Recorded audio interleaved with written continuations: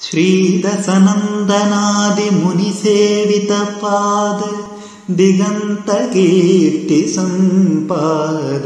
समस्तभूतपरिपाल विनोद विषादवल्लिकाच्छेद धराधिनाथ कुलसिन्धुसुधामयपाद नृत्यगीतादिविनोद भद्रगिरिदासरथी करुणापयोनिधि।